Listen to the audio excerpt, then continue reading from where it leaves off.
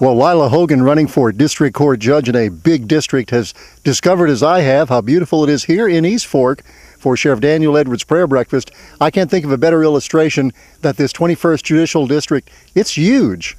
It is. It's beautiful too. Look at the hill and the trees behind us. It's gorgeous. And this used to be the dairy capital, and it still is. But where are the cows?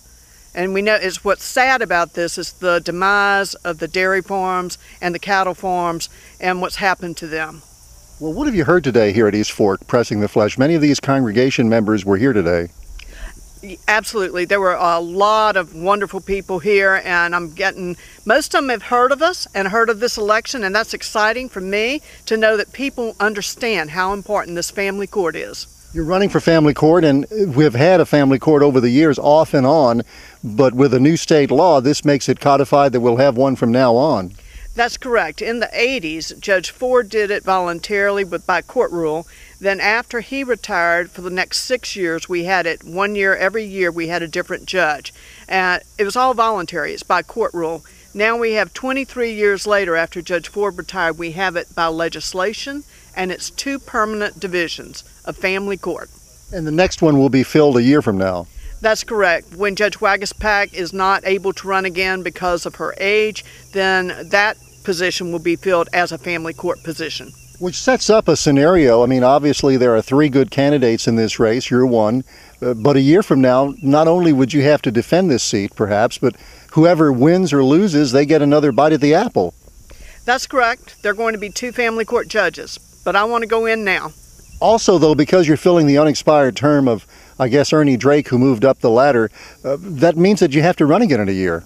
Yes. My hope is that when I win and win big this time, no one's going to run against me next year. What do you make of the October 19th election? You know, the conventional wisdom is that turnout is going to be pretty low.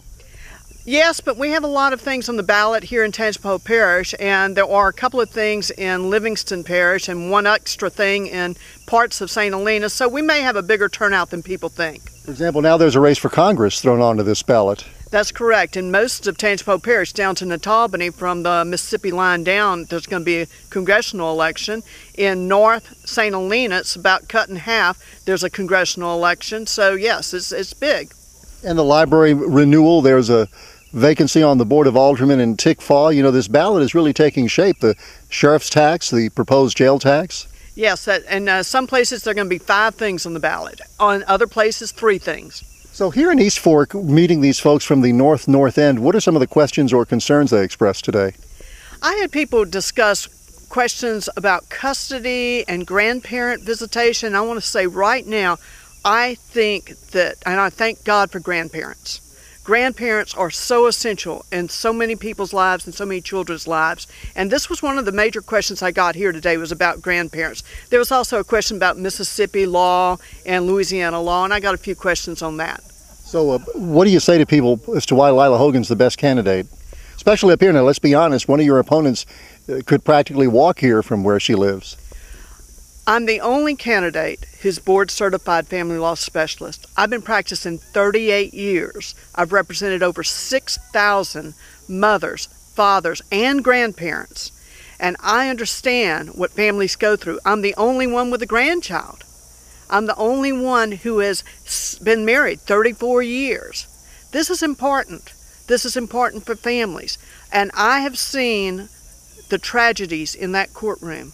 And the reason why I'm running is to protect children, to protect them from families or parents who want to destroy each other and they forget they're still a family. The next day they have a ball game or a church program they've got to go to. And it's my goal as a judge to persuade families not to destroy each other and their children with them. What else do you want to tell us? Well, I'm really excited about the election. I love the people in our district. I'm having a ball. Whether it's from Easleyville to Manchac to Port Vincent to East Fork, I'm having a great time and I love the people in this district. Well, tell the truth. Had you ever been to East Fork before this morning? I've driven through it before, but this is the first time I've ever stopped at the Baptist Church, and I've really enjoyed meeting the people here and hearing the music and hearing the little words from Hebrews, and this was great. This was an excellent excellent morning. I'm glad I woke up early and came up here. This is beautiful. Plus, I got to see the hills and the trees. We don't have those down in Hammond. So I want to ask for everybody's vote and support. This is important. It's the first time we're ever going to have a permanent family court. I want to set it up right from the beginning and help families and help children and protect them. So please vote for Lila Hogan. Thank you.